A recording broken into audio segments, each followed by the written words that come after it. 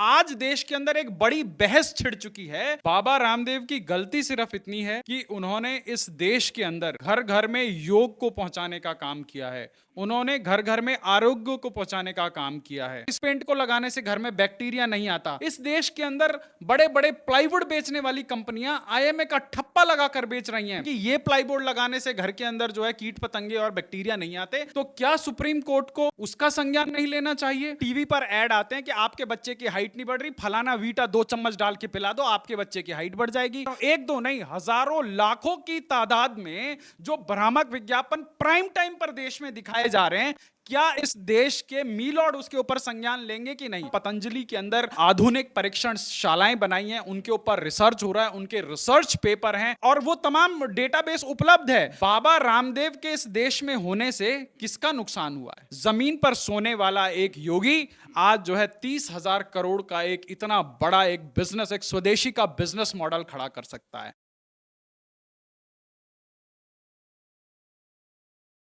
नमस्कार, ओ न्यूज हिंदी देख रहे हैं आप। मैं हूं आपके साथ अभिषेक कुमार। जिस तरीके से सुप्रीम कोर्ट की तरफ से योग गुरु स्वामी रामदेव के ऊपर और जो इनके जो प्रोडक्ट्स हैं पतंजलि का, जिस तरीके से विज्ञापन करते हैं स्वामी रामदेव, उस पर सुप्रीम कोर्ट की तरफ से जिस तरीके से कड़ी टिप्पणी आती है और उस पर जो है कड़ी फटकार सुप्रीम कोर्ट की तरफ से पतंजलि को लगाया जाता है कि आप भ्रामक दावाएं जिस तरीके से कर रहे हैं, भ्रामक विज्ञापन चला रहे हैं, कहीं ना कहीं वो फौरन आप बंद करिए। हमारे साथ राजनीतिक विश्लेषक वेद प्रकाश शर्मा जी है।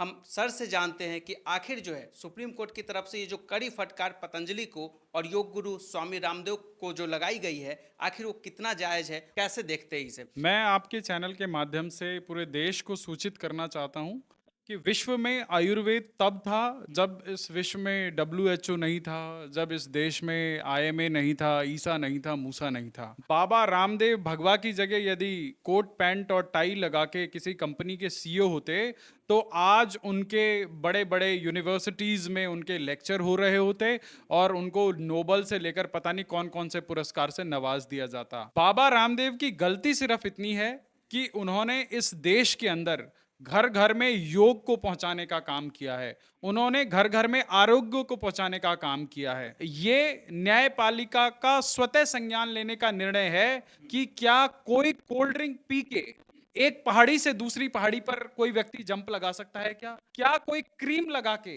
इस देश में कोई व्यक्ति गोरा हो सकता है क्या? और तमाम ऐसे विज्ञापनों की फहरिस्त है। चूंकि आपने विषय छेड़ ही दिया है तो इस विषय के ऊपर आज चर्चा करनी बहुत जरूरी है। इस देश के अंदर तमाम पेंट बिक रहे हैं जो IMA का ठप्पा लगा कर कहते हैं कि हम IMA द्वारा प्रमाणित हैं और इस पेंट को लगाने से घर में बैक्टीरिया नहीं आता। तो क्या सुप्रीम कोर्ट को उसका संज्ञान नहीं लेना चाहिए? इस देश के अंदर बड़े बड़े प्लाईवुड बेचने वाली कंपनियां IMA का ठप्पा लगाकर बेच रही हैं। क्या वो IMA से प्रमाण पत्र लेकर बेचती हैं कि ये प्लाईवुड लगाने से घर के अंदर जो है कीट पतंगे और बैक्टीरिया नहीं आते?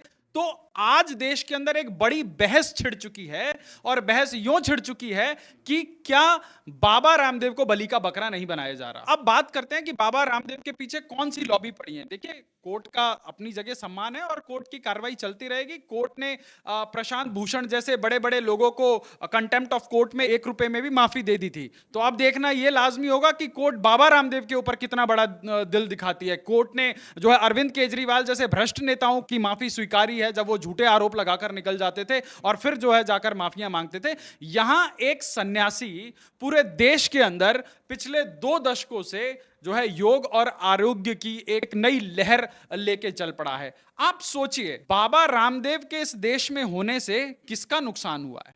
क्या आपके मेरे घर में योग करने से, हवन करने से, यज्ञ करने से किसका नुकसान हो रहा है? मैं फिर से IMA पे आता हूँ। ये जो केस है तकरीबन 2 साल पुराना केस है और IMA की तरफ से ही शिकायत दर्ज कराई गई थी सुप्रीम कोर्ट में कि ये जो है पतंजलि जो है कहीं ना कहीं हमारी जो एलोपैथी की दवाई है उसे नुकसान पहुंचा रही है। लोगों को बता रही है एलोपैथी काम नहीं करता, आयुर्वेदिक आपको 100% जो है नतीजे ला कर दे देता है। तो क्या आज IMA की तरफ से जो है IMA पीछे पड़ गई है पतंजलि के? एलोपैथी के अंदर कौन सा ऐसा डॉक्टर है या कौन सी ऐसी रिसर्च है जो आपको 100% प्रमाणिकता के साथ ये कहती है कि हम आपकी जो है डायबिटीज की गोली छुड़वा देंगे?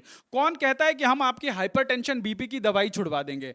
आज बाबा रामदेव प्राचीनतम नेचुरोपैथी के माध्यम से रोज दुनिया के अंदर जो है छाती ठोक कर कहते हैं कि आप नेचुरोपैथी में आइए, आप प्राकृतिक चिकित्सा में आइए, आप योग करिए, आप आयुर्वेदिक दवाइयों का सेवन कीजिए और आप इन बीमारियों को जो है निश्चित रूप से इनसे पार पा सकते हैं। और बाबा रामदेव ने एलोपैथी के समकक्ष एक चिकित्सकीय व्यवस्था को लाकर खड़ा कर दिया। आप सोचिए, हमारे देश को आजाद हुए लगभग 75 साल होने को हैं और आज हमारे देश में जो है तमाम लोग जो है स्वदेशी स्वदेशी स्वदेशी आयुर्वेद चिल्लाते रहे। हमारे आयुर्वेद की क्या स्थिति थी कि कहीं गांव गली मोहल्ले पर एक कोई हकीम मिल जाता था, कोई वैद्य मिल जाता था, वो आपको पर्चियों में चूर्ण बना के दे देता था, आप वो खा लेते थे। क्यों? क्योंकि आपका विश्वास था।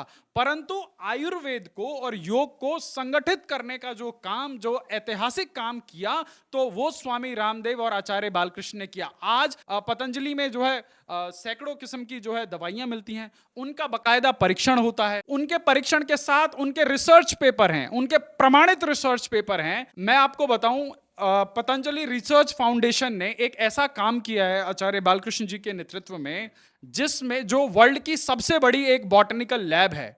इसके ऊपर शायद कोई मीडिया चर्चा नहीं करना चाहेगा, पर मैं आपको बताता हूं कि आज से पहले जो सबसे बड़ी बॉटनी की लैब हुआ करती थी, वो लंदन में हुआ करती थी, जिसके पास कुल 10-12 हजार जो है वनस्पतियों के या जड़ी बूटियों के जो है रिसर्च पेपर या संकलन था। यदि आज आप देखेंगे पतंजलि में स्वामी रामदेव जी और आचार्य श्री के नेतृत्व में कम से कम 50,000 ऐसे वनस्पतियों का नामकरण, संकलन और उनका पूरा डेटाबेस उपलब्ध है। क्या हमको गर्व नहीं करना चाहिए? आप बताइए कि स्वामी रामदेव ने किसको जो है भभूत देकर या किसको ये बोला कि गोलगप्पे के पानी खाने से जो है कृपा आनी शुरू हो जाएगी? क्या इस प्रकार का उन्होंने कहीं कोई भ्रामक इस प्रकार का या खुद को सेल्फ मेड गॉड कहकर प्रचारित किया? नहीं। उन्होंने इस देश की जो पुरानी सनातन परंपरा थी, जो वैदिक परंपरा थी, जब हम अपने वेदों की तरफ जाते हैं तो हम महर्षि चरक को पाते हैं। हम सुश्रुत को अगर हम पढ़ें तो सैकड़ों ऐसी, सुश्रुत संहिता के अंदर हम पाते हैं कि सैकड़ों ऐसी बीमारियां हैं जिनको जो है सर्जरी किया जा सकता था। आज उसी चीजों को जो है दोबारा से पुनर्जीवित किया जा रहा है। आज वेदों को, आज प्राकृतिक चिकित्सा को, आज योग को, आयुर्वेद को, यज्ञ को घर घर पहुंचाने की कोशिश की जा रही है। सुप्रीम कोर्ट के जो जज थे हिमा कोहली की बेंच और अमानुल्लाह की जो बेंच है, इनकी बेंच ने जो कहा है कि आप शुगर, हाइपरटेंशन, बीपी जो आप बात कर रहे हैं, कोविड जैसे बीमारियों का जो है आयुर्वेद से आपको लगभग 100% जो है आपको निजात मिलता है, इलाज मिलता है, आप स्वस्थ हो जाते हैं। तो क्या पतंजलि की तरफ से ये जो दावे किए गए हैं, वाकई ये दावे असरदार होते हैं? सबसे ज्यादा आपत्ति कोर्ट को इन्हीं दावों पर है, 100%। इस देश में बहुत सारे लोगों को इन चीजों पर आपत्ति है। मैं आपसे सवाल पूछना चाहता हूं, रोज हर थोड़ी देर में टीवी पर ऐड आते हैं कि आपके बच्चे की हाइट नहीं बढ़ रही, फलाना वीटा 2 चम्मच डाल के पिला दो, आपके बच्चे की हाइट बढ़ जाएगी।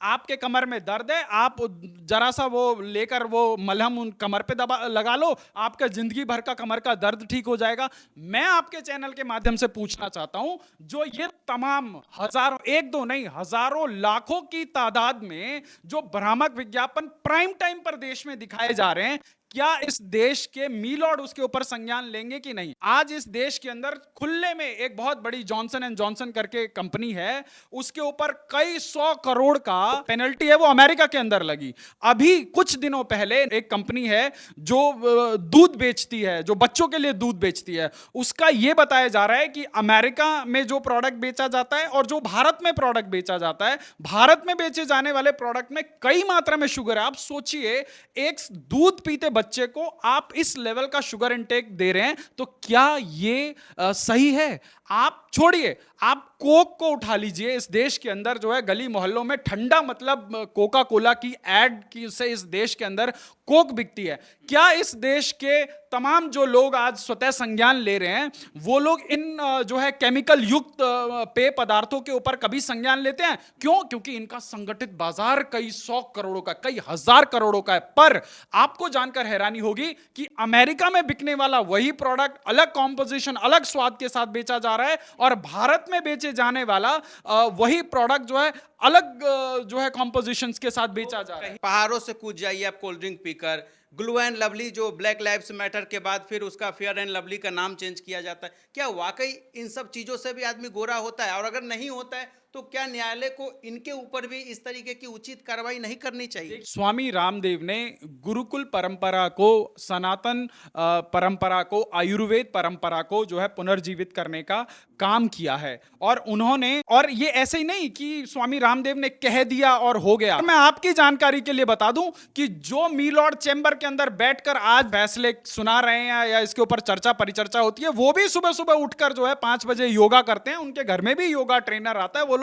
योगा का जो है बाकायदा लाभ लेते हैं। पर स्वामी रामदेव ने सिर्फ कह के नहीं किया, स्वामी रामदेव ने बकायदा पतंजलि के अंदर आधुनिक परीक्षण शालाएं बनाई हैं, उनके ऊपर रिसर्च हो रहा है, उनके रिसर्च पेपर हैं और वो तमाम डेटाबेस उपलब्ध है और नए नए जो है वो कॉम्पोजिशन है वो तैयार किए जा रहे हैं और उनका लोगों को फायदा हो रहा है। आप जाइए पतंजलि के अंदर योगग्राम निरामयम वेलनेस के अंदर प्रतिदिन 10,000 लोग वहां पर योग और आयुर्वेद से स्वास्थ्य लाभ ले रहे हैं। और जिन लोगों को ये बड़े बड़े हॉस्पिटल जो आपको आज पैकेज देते हैं, उन हॉस्पिटल ने जब उनको लगभग मना कर दिया तो ऐसी पद्धति से वो लोग इलाज लेकर पुनर्जीवन पा रहे हैं। तो प्रत्यक्ष को प्रमाण की आवश्यकता क्या है?